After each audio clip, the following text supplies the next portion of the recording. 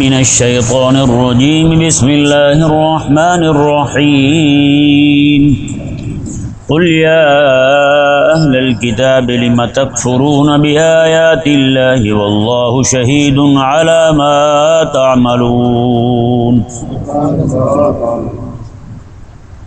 اس آیہ کریمہ کے اندر اللہ تبارک و تعالی نے یہ دو آیات کریمہ جو ہیں یہاں پر، اس میں بھی بلا واسطہ خطاب اہل کتاب کو ہے،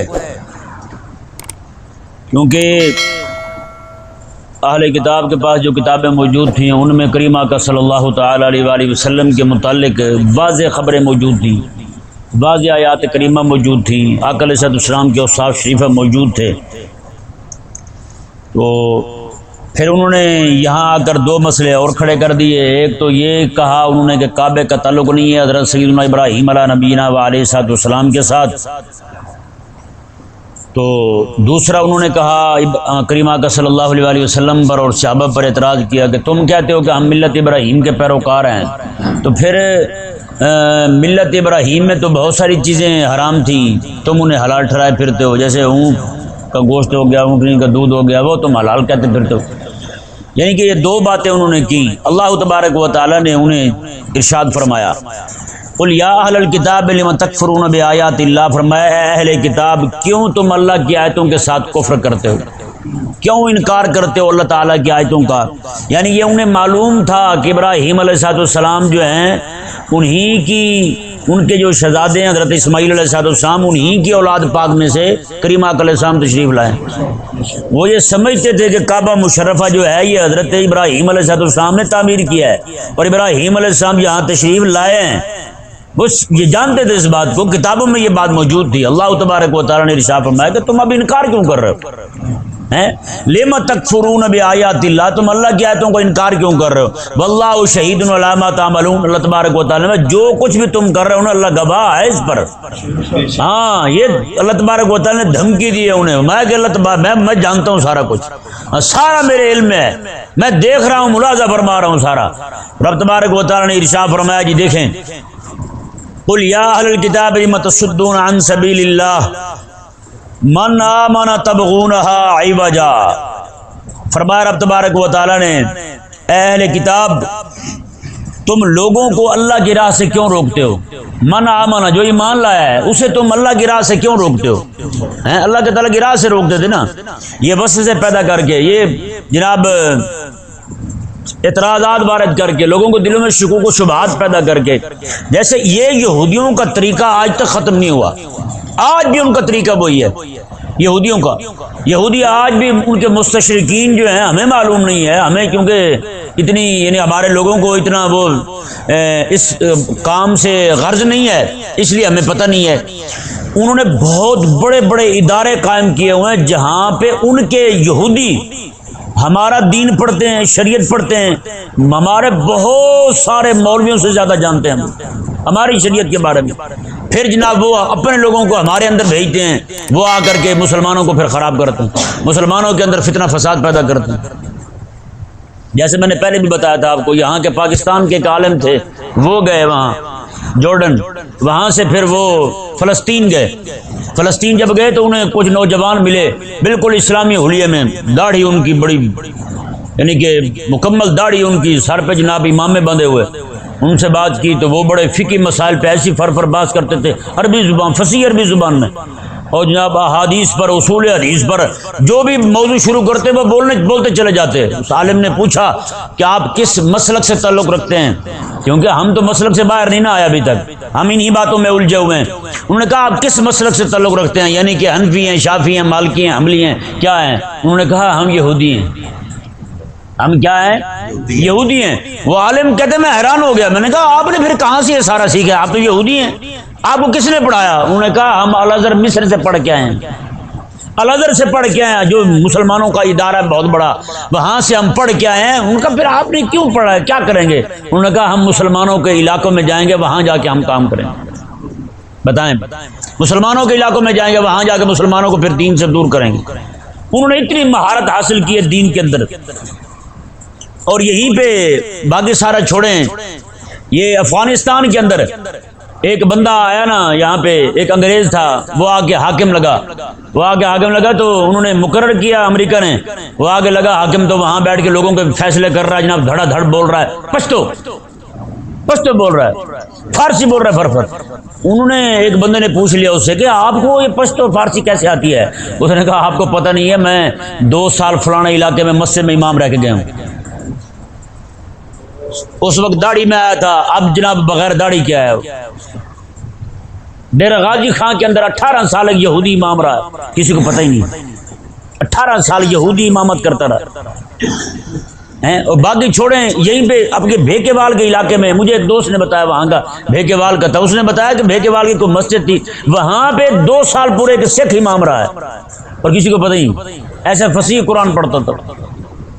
ایک بھائی وہ کہتے ہیں نا، اگر رہنا ہے نا دنیا میں تو پھر اب پہچان پیدا کر، ہیں یہاں لباس خضر میں ہزاروں راہزن پھرتے ہیں، کپڑے چوغے جناب بزرگوں والے، اور اندر سے یہودی، اندر سے کافر، اندر سے سکھ، اندر سے کافر ہیں، ہمیں نہیں سمجھ آ رہی۔ اور یہ کام جو ہے نا، نواب آپ چھتاری، اس کا قصہ آپ دیکھیں، ہماری کتاب جو ہے نا حدیث چین محدثین کی نظر میں آپ پڑھ کے دیکھیں، رونگٹے کھڑے ہو جائیں گے آپ کے۔ نواب چھتاری کو یہاں پہ رہ کے گیا تھا، ان کا انگریز حاکم تھا، یہ لندن گئے وہاں کسی کانفرنس میں، تو اس نے کہا کہ آج میں تمہیں ایک شے دکھاتا ہوں۔ نواب چھتاری کو وہ لے کر گیا، پہلے اس نے پرمیشن لی وہاں سے اپنے نام کی اور اس کے نام کی، چلتے چلتے جنگل میں پہنچ گیا، بالکل بیابان جنگل، کچھ بھی نہیں ہے وہاں پہ۔ وہاں سے جناب آگے گئے، گاڑی چلتی جا رہی، ایک بہت بڑا گیٹ ہے، وہاں پہ جا کے گاڑی اندر داخل کی، گاڑی وہیں ٹھہر گئی، آگے انہوں نے نئی کار دی، کچھ سیکورٹی گارڈ کھڑے تھے، اس پہ بیٹھ گئے، ہو کا عالم ہے، کوئی نہیں ہے وہاں پہ۔ پھر آگے چلتی جا رہی، اس گیٹ کے اندر بھی، پھر چلتی جا رہی، گاڑی بھاگتی جا رہی، آگے جا کے بہت بڑا ادارہ آیا۔ اس انگریز نے پہلے کہا نواب چھتاری کو، اس نے کہا خبردار، یہاں کسی سے کوئی بات نہیں کرنی، کسی سے کچھ پوچھنا نہیں ہے۔ اس نے کہا ٹھیک ہے۔ وہاں جب پہنچے تو بہت بڑا عالی شان مدرسہ ہے، کہیں بخاری پڑھائی جا رہی، کہیں مسلم پڑھائی جا رہی، کہیں حدیث شریف پہ، اصول حدیث پہ، اصول تفسیر پہ بحث ہو رہی ہے، مباحثے ہو رہے ہیں، گفتگو ہو رہی ہے باہم، لوگ بیٹھے پڑھ رہے ہیں، نوجوان ہیں، بچے ہیں سارے۔ اور نواب چھتاری کہتے ہیں کہ بچے نوجوان کو پکڑ کے میں پوچھنے لگا، اس نے کہا نو، پوچھنا نہیں ہے اسے، میں نے منع کیا تھا۔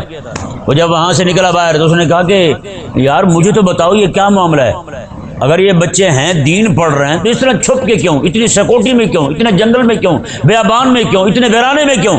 اس نے کہا کہ وجہ یہ ہے کہ یہ بچہ ان میں سے نہ ایک پڑھانے والا مسلمان ہے، نہ پڑھنے والا مسلمان ہے۔ اس نے کہا سارے یہود و نصارہ کے بچے ہیں، یہ دین آپ کا پڑھ رہے ہیں، پھر یہ مسلمانوں کے مساجد میں جائیں گے، مسلمانوں کے علاقے میں جائیں گے، ان کو مشنری جو ہے وہ سارا پیسہ دے گی، پیچھے سے فنڈ پہنچائے گی، یہ وہاں جا کے رہیں گے۔ مسلمان مولوی جو ہے وہ بیچارے غریب، ان کو نہ ان کی حکومت دے گی نہ ان کی عوام دے گی، وہ کہیں گے یہ پیسے دیں تو کام کریں، اور یہ جا کے وہاں کہیں بھی کھڑے ہو جائیں گے، یہ کہیں گے یار کسی پیسے کی ضرورت نہیں ہے، ہم صرف خدا رسول کے لیے آپ کو نمازیں پڑھائیں گے، آپ کی خدمت کریں گے۔ کہا کہ لوگ ان کے قریب آئیں گے، پھر یہ لوگوں کو آپ کے دین سے ہٹا دیں گے۔ یہ آخر پتہ نہیں کب سمجھیں گے ہم جناب وہ 4 چیزیں ہمیں جو نظر آتی ہیں وہ گدھے کی طرح انہی کے گرد گھوم رہے ہیں جناب۔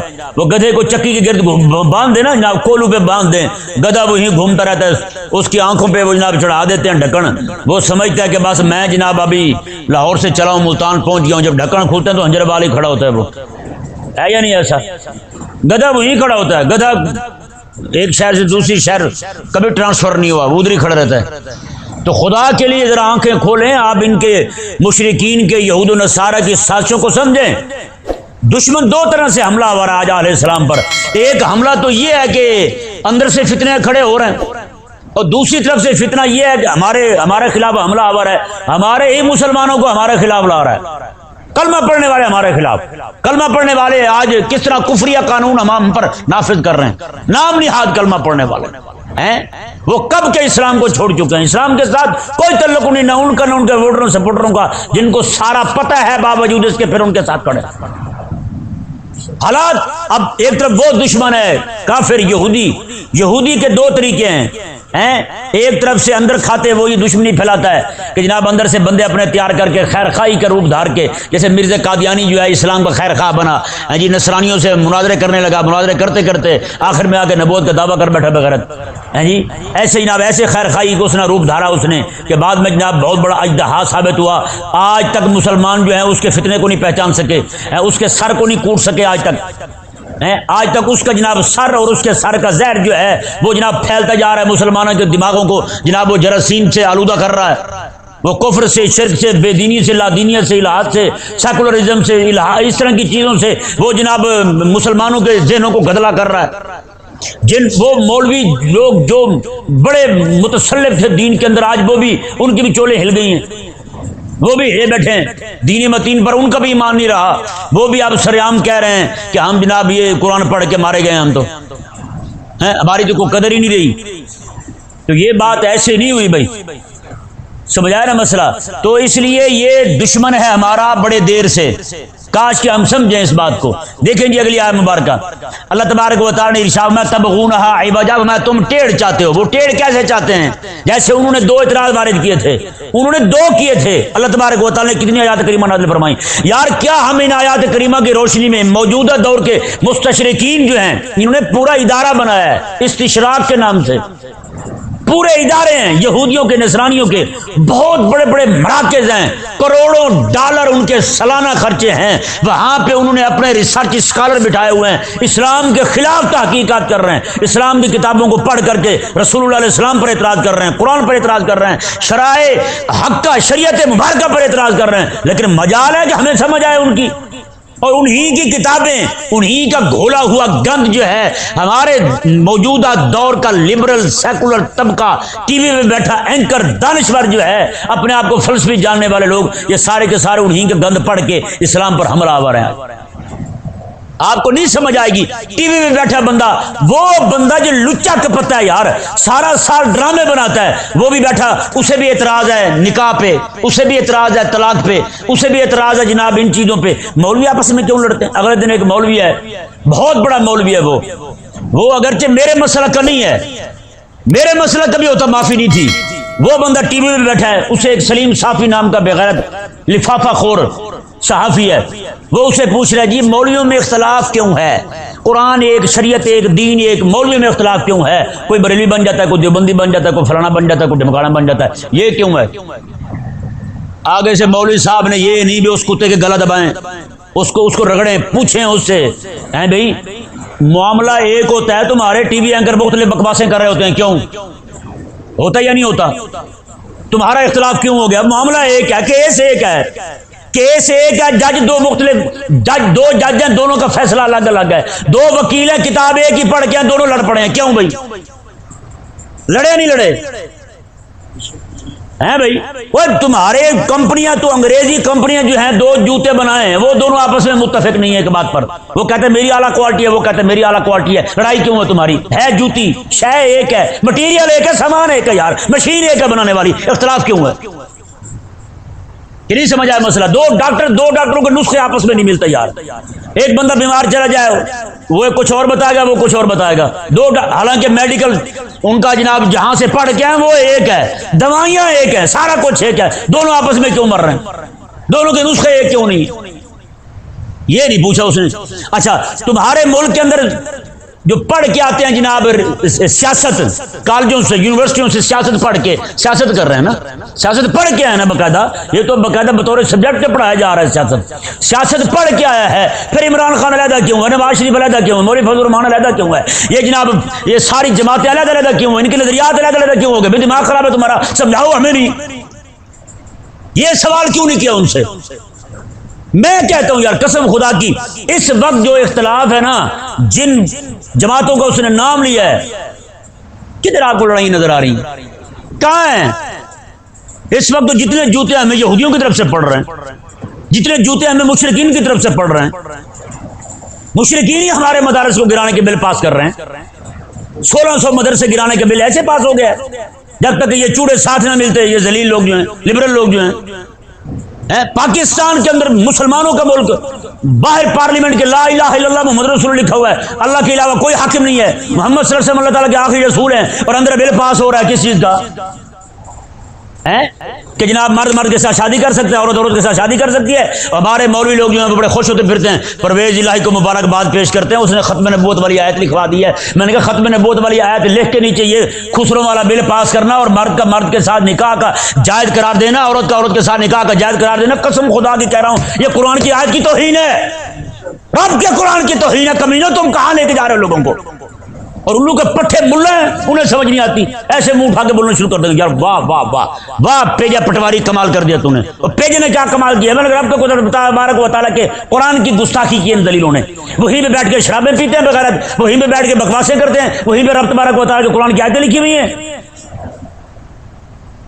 انڈیا کو فلم اب پچھلی یہ کوئی 7-8 سال پرانی بات ہے، انڈیا میں کوئی گانا نیا بنا تھا جی، وہ گانا بنا تو پارلیمنٹ کے اندر گانا چلا کے انہوں نے سنا تھا، اونچی آواز میں ناچے تھے، یہ کہتے ہیں شکر ہے خدا کا وہاں پہ کلمہ لکھا ہوا ہے۔ میں نے کہا ذلیل انسان، یہ اسلامی ٹچ ہے اور کچھ بھی نہیں ہے، یہ ٹچ ہے بس، یہ ٹچ ہے۔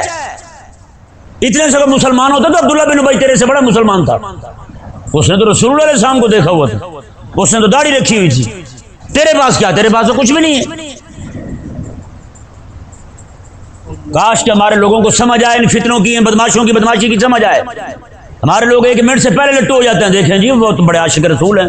اب بتائیں بھائی اتنا بڑا بل پاس ہو جائے، مرد کا مرد کے ساتھ نکاح کرنا، عورت کا عورت کے ساتھ نکاح کرنا پاکستان میں قانون بن جائے، اور جو بنانے والا قانون ہے وہ مسلمان کھڑا ہے بھی، بتائیں بھائی اب بھی جو ان کے ساتھ کھڑا ہے وہ مسلمان کھڑا ہے مسلمان وہ؟ لیکن یہاں پہ آ کے کئیوں کے پاؤں پھسل جاتے ہیں، نہیں جی نہیں، ہم تو بھائی بڑے بغیرت ہوتے ہیں، ہم تو پھر بھی ان کے ساتھ ہی ہیں، ہم تو دائیں بائیں نہیں ہوتے۔ عجیب ایسے پاگلوں والی سوچ ہے، عجیب ہمکانہ سوچ ہے یار۔ بندہ ایمان پہ تو کمپرومائز نہ کرے، ایمان پہ تو سمجھوتا نہ کرے، ایمان پہ سمجھوتا کر گئے، ایمان پہ کمپرومائز کر گئے۔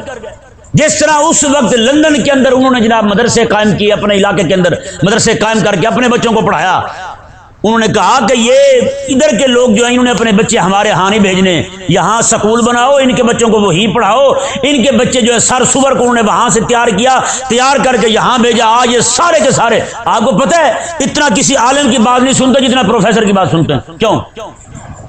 پروفیسر کی بات سنتے ہیں تو کہتے ہیں وہ بڑے ٹھنڈے یخ طریقے سے بات کرتا ہے، ساری سمجھ آتی ہے۔ میں نے کہا سمجھ تمہیں اس لیے آتی ہے کہ وہ تیرے مزاج کے مطابق بے دینی کی باتیں کرتا ہے۔ اگر تجھے بات کرے نا قرآن حدیث کی، میں کہتا ہوں قسم خدا کی مسلم میں حدیث پاک ہے، آقا علیہ السلام حضرت عبداللہ بن عمر فرماتے ہیں آقا علیہ السلام جب واز فرمایا کرتے تھے، آقا علیہ السلام کا چہرہ مبارکہ جلال کی وجہ سے سرخ ہو جاتا تھا۔ آقا علیہ السلام جب کلام فرماتے تھے، واز فرماتے تھے، کہتے ہیں ایسے لگتا تھا جیسے کوئی لشکر حملہ آور ہے اور آقا علیہ السلام لوگوں کو بچانے کے لیے آواز لگا رہے ہیں۔ بتائیں بھائی اب کوئی لشکر کہیں سے حملہ آور ہو تو کوئی دیکھ کے آنے والا کیسے بتائے گا؟ پیارے اور محترم میرے میٹھے میٹھے اسلامی بھائیوں، آپ حضرات خاموشی سے بیٹھے ہو، آپ پر ایک بہت بڑا لشکر غیر معمولی طریقے کے ساتھ حملہ آور ہونے والا ہے، ایسے بتائے گا یا چیخ چلا کے بتائے گا؟ یار باقی چھوڑے، میں آپ کو روزمرہ کی مثال دیتا ہوں۔ آپ کہیں پہ 2-4 بندے بیٹھے ہیں کمرے کے اندر، بہت بڑا سانپ اندر داخل ہو جائے، آنے والا کیسے بتائے گا؟ محترم حضرت سانپ فواد ڈبو صاحب تشریف لا رہے ہیں، یہی کہے گا یا چیخ چلا کے کہے گا؟ بتائیں نا بھائی، زور سے کہے گا نا۔ تو بھائی ہر جگہ یہ نہیں۔ میں کل ہی سوچ رہا تھا ایک بات، میں نے کہا مسلمان کے لیے 3 چیزیں ضروری ہیں، حلال، جلال اور جمال۔ نہیں سمجھ آیا؟ ہاں، حلال نہ ہو تو بندے کے اندر جو ہے نا وہ حلالیوں والی بات نہیں آتی ہے، جمال نہ ہو تو لوگ ہی بھاگ جائیں۔ اگر دین دشمنوں کے خلاف جلال نہ ہو، دین دشمنوں کے خلاف، کافروں کے خلاف، رب تعالیٰ کے دشمنوں کے خلاف، رسول اللہ علیہ السلام کے دشمنوں کے خلاف جلال نہ ہو تو وہ بندہ بھی دیوس ہے، وہ بھی بے غیرت ہے۔ کیونکہ کہتے ہیں جی غصہ کرنا حرام ہے، یہ کب کہتے ہیں؟ جب کوئی دین کی بات کرے، دین کی بات نہیں، مولوی صاحب غصہ کرنا حرام ہے۔ میں نے کہا تم تو کھڑے ہو کے باہر ایک دوسرے کو گالیاں دے رہے ہو تو وہاں حلال ہوتا ہے، گندی گندی گالیاں نکال رہے ہو تو وہاں حلال ہو جاتا ہے۔ جب بات آئے دین کی غیرت کی تو تم کہتے ہو کہ جناب یہ پتہ ہے اللہ تبارک و تعالی نے ارشاد فرمایا حضرت جبریل امین علیہ السلام کو ایک بستی والوں پر عذاب نازل کرنے کا فرمایا. جبریل امین علیہ السلام نے عرض کی مولا وہاں پر 70,000 بندے ایسے ہیں جن کے اعمال نبیوں کے اعمال جیسے ہیں. سنیں ذرا حدیث پاک ذرا غور سے. ان کے اعمال نبیوں کے اعمال جیسے، اتنے نیک پاک متقی پرہیزگار حضرت کلندر صوفی ہیں سارے. ہاں کوئی غلط کام نہیں کرتے وہ تو. اللہ تبارک و تعالی نے فرمایا کہ عذاب دو اور سب سے پہلے انہی کو عذاب دو. انہوں نے عرض کی مولا وہ تو نیک ہیں. اللہ تبارک و تعالی نے فرمایا میرے مخالفت ہوتی ہے ان کے سامنے، میرے دین کی مخالفت ہوتی ہے ان کے سامنے، لیکن کبھی ان کے ماتھے پہ وٹ تک نہیں آیا، ان کے ماتھے پہ بل نہیں آیا. رب تبارک و تعالی نے فرمایا اس لیے سب سے پہلے عذاب ہی نہیں دو. بتائیں سب سے پہلے عذاب ہی نہیں ہو. بتائیں کیا مطلب ہے؟ انہوں نے غیرت کا مظاہرہ نہیں کیا، وہ بے غیرت بن کے بیٹھے رہے. مطلب کیا ہے؟ ماتھے پہ بل نہیں آیا. ماتھے پہ بل خوشی کی وجہ سے آتا ہے یا غصے کی وجہ سے آتا ہے؟ بولو نا بھائی. تو رب تبارک ہوتا ہے تو عذاب دے رہا ہے غصہ نہ آنے کی وجہ سے، اور تو کہتا ہے غصہ ہی حرام ہے. اگر حرام تھا تو وہ تو رب تعالیٰ کے پسندیدہ بندے بننے چاہیے تھے، ان پر عذاب کیوں؟ اس کا مطلب یہ ہے کہ یہ بندہ دین کے معاملے میں غیرت کا مظاہرہ کرنے والے کو کوئی بندہ کہے یہ غصہ کرنا حرام ہے تو یہ بندہ خود حرام کام کر رہا ہے. یہ خود بندہ حرام کام کر رہا ہے، کیونکہ یہاں پر غصہ کرنا فرض ہے. اللہ تبارک و تعالیٰ سمجھنے کی توفیق عطا فرمائے. دیکھیں جی اللہ تبارک و تعالیٰ نے ارشاد فرمایا میں کہ من آمن تبغونہا عوجا، فرمایا کہ تم ٹیڑھ چاہتے ہو. تم کیا چاہتے ہو؟ ٹیڑھ چاہتے ہو. میرے حبیب کے غلام سیدھے سیدھے دین پہ چل رہے ہیں اور تم چاہتے ہو کہ یہ دین سے ہٹ جائیں، ان کے دل دین سے دور ہو جائیں. اللہ تبارک و تعالیٰ نے وَأَنْتُمْ شُهَدَاء، حالانکہ تم خود گواہ ہو، کتابیں تم نے پڑھ رکھی ہیں، اپنے بڑیروں سے سن رکھا ہے. یہی نبی آخر الزماں ہیں اور یہی سچے نبی علیہ السلام کے پیروکار ہیں، پھر تم مخالفت کر رہے ہو. اللہ تبارک و تعالیٰ نے فرمایا واللہ بغافل عما تعملون، اللہ تبارک و تعالیٰ تمہارے کاموں سے غافل ہے نہیں ہے. اگلی آیت مبارکہ دیکھیں اور اس کا شان نزول دیکھیں. اوس اور خزرج جی مدینے میں، یہ بعد میں حضور کے صحابی بنے، انصار بنے. اوس اور خزرج یہ دو قبیلے تھے مدینے کے، یہ مشرک تھے اور یہودی بھی مدینے میں رہتے تھے. یہودیوں کا جو اس وقت طریقہ تھا بے عینی ہی آج بھی وہی طریقہ ہے. یہودی اس وقت یہ کرتے تھے کہ مسلمان جو مشرکین تھے نا مدینے کے، اوس اور خزرج، ان دونوں کو آپس میں لڑاتے تھے. جب دونوں لڑتے تھے ان کے ہاں پیسے کی کمی ہوتی تو وہ دونوں جو ہیں یہودیوں کے پاس جاتے، کچھ پیسے قرض دے دو، کیونکہ یہودی سارے سنارے تھے. آپ کو پتا سناروں کے پاس پیسے بڑے ہوتے ہیں، تو سنارے تھے. تو یہ پھر اوس والے بھی انہی کے پاس جاتے، خزرج والے بھی انہی کے پاس جاتے، وہ کو پیسے دے دیں، قرضہ ہمارا، ہماری لڑائی ہے. اور وہ یہودی ایسا بغیرت تھا دونوں کو پیسے دیتا تھا ادھار پہ، اور ادھار پہ ایسے بھی نہیں کہ جتنے دیے اتنے واپس نہیں، سود پہ دیتا تھا. کیسے دیتا تھا؟ سود پہ دیتا تھا. اور ان دونوں کو لڑاتا بھی اسی لیے تھا تاکہ یہ دونوں آپس میں لڑتے اور کمزور ہوتے رہیں، تاکہ یہ ہماری طرف سے جو ہے نا ان کی توجہ ہٹی رہے، ہمارے خلاف نہ کھڑے ہو جائیں. یہی کام کیا تھا یہودی نے اس وقت، اور آج بھی وہی کام کر رہا ہے.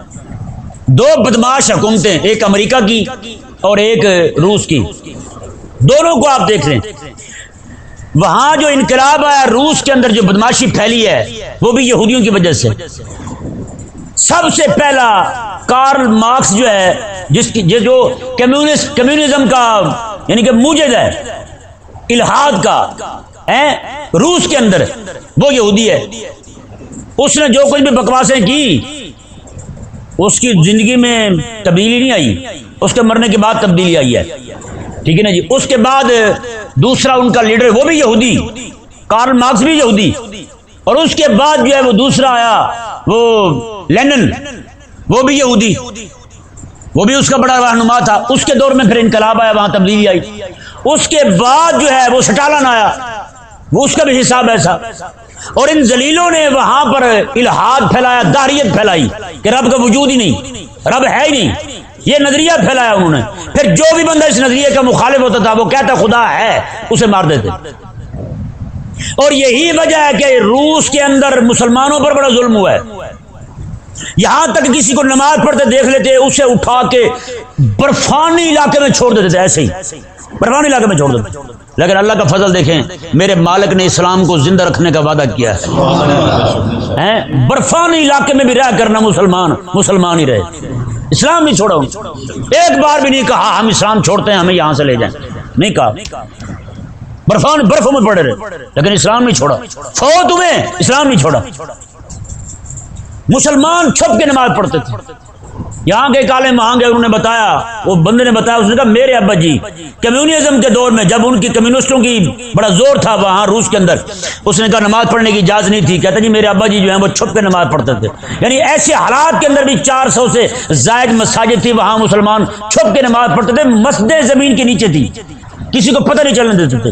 400 سے زائد مساجد، کسی کو پتہ نہیں چلنے دیا مسلمانوں نے، وہاں چھپ کے نماز پڑھتے تھے، وہاں بھی جمعہ بھی ہوتا تھا، عید بھی ہوتی تھی، سارا کچھ پڑھتے تھے۔ رب تبارک و تعالیٰ کے احکامات اس وقت بھی پورے کرتے رہے، میرے رب نے وعدہ کیا یار۔ وہاں ایک عالم نے بتایا، عالم نوجوان عالم، اس نے بتایا کہ میرے ابا جی جو ہیں ہمیشہ چھپ کے نماز پڑھتے تھے۔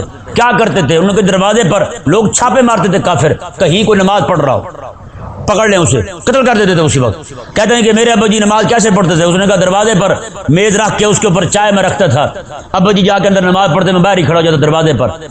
کہتے ہیں کوئی بھی آتے، ان کی پولیس آتی، ان کی فوج آتی، تو وہ مجھ سے پوچھتے تیرے ابا کہاں ہیں؟ تو میں کہتا جی یہ چائے رکھ کے گئے ہیں، کہ ابھی اندر گئے ہیں، مہمان آنے والے ہیں۔ کہتے ہیں اس طرح کر کے میرے ابا جی نمازیں پڑھتے رہے، نماز نہیں رہنے دی زندگی ساری۔ بتائیں بھائی اتنا بڑا ظلم کیا ان کمیونسٹوں نے۔ اور پھر یہ الحاد اور جو دہریت تھی یہ پھیلی، پہلے نصرانیوں میں گئی، نصرانیوں کو انہوں نے خدا تبارک و تعالیٰ کا منکر کیا، اس کے بعد پھر اہل اسلام میں آ گئی۔ آج مسلمانوں کے اندر آپ کو حیرانگی ہوگی، پاکستان کے اندر بہت بڑے بڑے صحافی، اینکر اور بہت بڑے بڑے پروفیسر جو ہیں وہ سارے کے سارے رب تبارک و تعالیٰ کے وجود کے منکر ہیں۔ اور آپ کو حیرانگی ہوگی، قائد اعظم یونیورسٹی اسلام آباد کا جو ڈین ہے پرویز ہود، انتہائی خنزیر کا بچہ ہے، اتنا بڑا اسلام کا دشمن میں نے کوئی بھی نہیں دیکھا۔ اسلام اور رسول اللہ علیہ السلام کے خلاف سر عام بھونکتا ہے، وہ سر عام بھونکتا ہے، لیکن اس کتے کو کوئی لگام ڈالنے والا نہیں، کوئی پکڑنے والا نہیں۔ اسلام آباد قائد اعظم یونیورسٹی، میں وہاں 3 دن رہ کے آیا ہوں، تبلیغ کے سلسلے میں وہاں گیا تھا، 3 دن پورے اس کی جامع مسجد میں بیان کرتا رہا ہوں۔ آپ کو نہیں پتا کہ کتنے سارے مشکل حالات ہیں اس وقت، اسلام کس دور سے گزر رہا ہے، اسلام کس تنگی سے گزر رہا ہے، اسلام پر کیسے کیسے لوگ حملہ آور ہیں۔ صرف کافر حملہ آور نہیں ہے، صرف جناب وہ گندا جو ہے نا مستشرق وہی حملہ آور نہیں ہے، بلکہ مستشرقین کے ان کے گند کو پڑھ کے مسلمانوں کے اندر پاکستان میں ایسے ایسے کمینے اور دین دشمن پیدا ہو چکے ہیں، وہ اسلام کی چولیں تک ہلا رہے ہیں، مسلمانوں کے دلوں سے اسلام کی محبت ختم کر رہے ہیں۔ اور آپ دیکھیں تو آپ کو پتہ چلے کہ حالات کہاں تک جا پہنچے ہیں۔ لیکن جب ہم کوئی بات کرتے ہیں تو پھر ہمارے لوگوں کو تکلیف ہونے لگتی ہے، یہ کیوں جی بڑے متشدد ہیں، بڑی سخت باتیں کرتے ہیں۔ بھائی جس کے گھر میں ڈاکہ پڑ جائے تو کیا وہ پولی باتیں کرتا ہے؟ بتائیں نا بھائی۔ میں نے کہا تمہیں رب تبارک و تعالیٰ نے دین کا درد نہیں دیا، تمہیں احساس نہیں ہے، تو جس کو ہیک بول رہا ہے کم از کم تڑپ رہا ہے اسے تو تڑپنے دو یار، ہو سکتا ہے اس کا رونا سن کے کسی اور کو بھی دکھ آئے، وہ بھی رونا شروع کر دے۔ اللہ تبارک و تعالیٰ نے یا مبارکہ کا شان نزول دیکھیں جی، اس وقت بھی یہودی یہی کرتے تھے جو آج کر رہے ہیں۔ آج بھی آپ دیکھیں، عالمی منظرنامہ دیکھیں، آپ حقائق دیکھیں، عرضی حقائق دیکھیں، آپ پاکستان اور انڈیا دونوں آپس میں لڑتے ہیں، ہے یا نہیں؟ دونوں آپس میں لڑتے ہیں اور دونوں کو اسلحہ امریکہ ہی دیتا ہے۔ کیا شان ہے یار، کہتے ہیں جی مولوی امریکہ کے خلاف بولتا ہے، بڑا دین کے دشمن ہے مولوی، امریکہ کے دشمن ہے۔ وہ اسلام تو ہے ہی وہاں، ہمیں سمجھاتے ہیں نا، اسلام تو ہے ہی وہاں بھائی۔ میں نے کہا دونوں کو اسلحہ وہی دیتا ہے اور پھر دونوں کو قرضہ سود بھی وہی دیتا ہے، پاکستان کو بھی قرضہ سود بھی وہی دیتا ہے، پیسے وہی دیتا ہے۔ IMF کون ہے؟ انہی کا ادارہ ہے۔ پھر جناب ان کو مقروض کر کے جس طرح اس وقت انہوں نے اوس اور خزرج کو جکڑ کے رکھا تھا، آج انہوں نے بھی جکڑ کے رکھا ہوا کہ نہیں؟ جکڑا ہوا، جکڑا ہوا انہوں نے بھی۔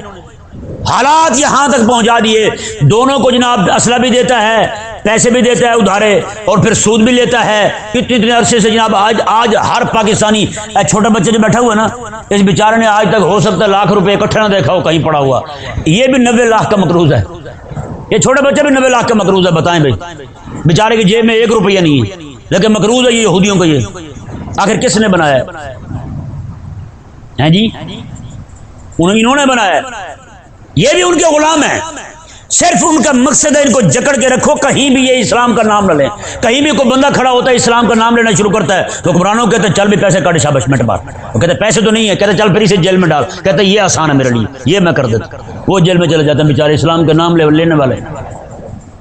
تو یہی حال انہوں نے کیا۔ اچھا دونوں کو پھر جناب اسلحہ بھی دیتا ہے، لڑو بھی شابش، اسلحہ کیوں دیتے ہیں؟ لڑنے کے لیے دیتے ہیں۔